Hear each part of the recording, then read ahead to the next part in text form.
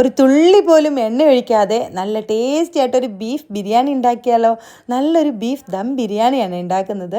എണ്ണ ഒഴിച്ചില്ലെങ്കിലും ഈ ബിരിയാണി കഴിക്കാൻ അടിപൊളി ടേസ്റ്റാണ് കേട്ടോ. അതുപോലെ നമുക്ക് വേഗത്തിൽ ഉണ്ടാക്കിയെടുക്കുകയും ചെയ്യാം. നമ്മുടെ വൈറലായിട്ടുള്ള ചിക്കൻ ബിരിയാണി ഇല്ലേ, അത് ഉണ്ടാക്കി നോക്കിയിട്ട് ഒരുപാട് പേര് നല്ല അഭിപ്രായങ്ങളൊക്കെ പറഞ്ഞു കേട്ടോ. അപ്പോൾ നിങ്ങൾ ഈ ബീഫ് ബിരിയാണി കൂടെ ഇന്ന് ഉണ്ടാക്കി നോക്ക്. നല്ല ടേസ്റ്റാണ്, പെട്ടെന്ന് ഉണ്ടാക്കുകയും ചെയ്യാം. അപ്പോൾ നമുക്ക് എങ്ങനെയാണ് ഈ ബീഫ് ബിരിയാണി ഉണ്ടാക്കുന്നത് നോക്കാം. ബിരിയാണി ഉണ്ടാക്കാനായിട്ട് ആദ്യം തന്നെ നമ്മൾ ബീഫൊക്കെ കട്ട് ചെയ്ത് കഴുകി വെള്ളം കളഞ്ഞെടുക്കാം. അതൊരു പാത്രത്തിൽ ഇട്ട് കൊടുത്തിട്ടുണ്ട്. അതിലേക്ക് സവോള അരിഞ്ഞത്, പച്ചമുളക് കട്ട് ചെയ്തത്, തക്കാളി കട്ട് ചെയ്തത്, പിന്നെ കുറച്ച് കറിവേപ്പില, ഇഞ്ചി വെളുത്തുള്ളിയും പേസ്റ്റ്, പിന്നെ മല്ലിയിലയും പുതിനയിലയും കട്ട് ചെയ്തതാണ് കേട്ടോ. പൊടികളായിട്ട് മഞ്ഞൾപ്പൊടി, മല്ലിപ്പൊടി, ഗരം മസാല, കുരുമുളക് പൊടി. മുളക് പൊടി ഇട്ട് കൊടുക്കില്ല കേട്ടോ ഈ ബിരിയാണിക്ക്. അപ്പം പൊടികളുടെയും ഇതിൻ്റെ എല്ലാ അളവ് ഞാൻ താഴെ കൊടുക്കുന്നതാണ്. ആവശ്യത്തിന് ഉപ്പിട്ട് കൊടുത്ത് ഒരു 4 ടേബിൾ സ്പൂൺ തൈരും കൂടെ ഒഴിച്ച് കൊടുത്ത് നന്നായിട്ട് മിക്സ് ചെയ്തിട്ട് ഇനി ഇതിലേക്ക് കുറച്ച് നെയ്യ് ഒഴിച്ചു കൊടുക്കാവേ.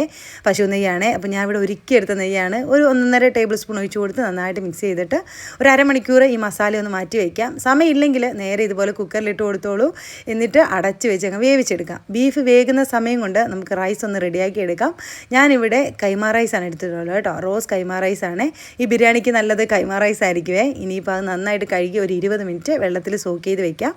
ഇനി ഒരു പാൻ അടുപ്പ് വെച്ച് അതിലേക്ക് കുറച്ച് നെയ്യ് ഒഴിച്ച് കൊടുത്ത് എല്ലാ സ്പൈസസുകളും കുറച്ചിട്ട് കൊടുത്തിട്ടുണ്ട്. ഒരു പകുതി സവോള കട്ട് ചെയ്തത്, കുറച്ച് ഇഞ്ചി വെളുത്തുള്ളി പേസ്റ്റ്, കുറച്ച് കറിവേപ്പില, പിന്നെ ക്യാരറ്റ് ചെറുതായിട്ട് കട്ട് ചെയ്തതാണ്. ഇതെല്ലാം കൂടെ ഒന്ന് വാടി വരുമ്പോൾ അരി കഴുകിയില്ലേ, ആ വെള്ളം കളഞ്ഞിട്ട് ഒന്നിട്ട് കൊടുക്കണം കേട്ടോ. 20 മിനിറ്റ് സോക്ക് ചെയ്ത അരിയാണ്. സോക്ക് ചെയ്തെടുത്ത അരി നല്ല സോഫ്റ്റായിട്ട് കിട്ടുവേ. അരി ഒന്ന് വറുത്തെടുക്കണം. അതിനുശേഷം അതിലേക്ക് തിളച്ച വെള്ളമാണ്. ഒരു കപ്പ് അരിക്ക് ഒരു 1.25 കപ്പ് തിളച്ച വെള്ളം കൂടെ ഒഴിച്ച് കൊടുത്ത് കുറച്ച് നാരങ്ങ പിഴിഞ്ഞതും കൂടെ ഒഴിച്ച് കൊടുത്തിട്ട് അടച്ച് വെച്ച് വേവിച്ചെടുക്കാം. കുറഞ്ഞ തീയിൽ ഒരു 2-3 പ്രാവശ്യം ഇടയ്ക്കിടയ്ക്ക് ഇളക്കി കൊടുത്ത് വേവിച്ചെടുക്കാം. റൈസ് വെന്ത് കിട്ടിയിട്ടുണ്ട്.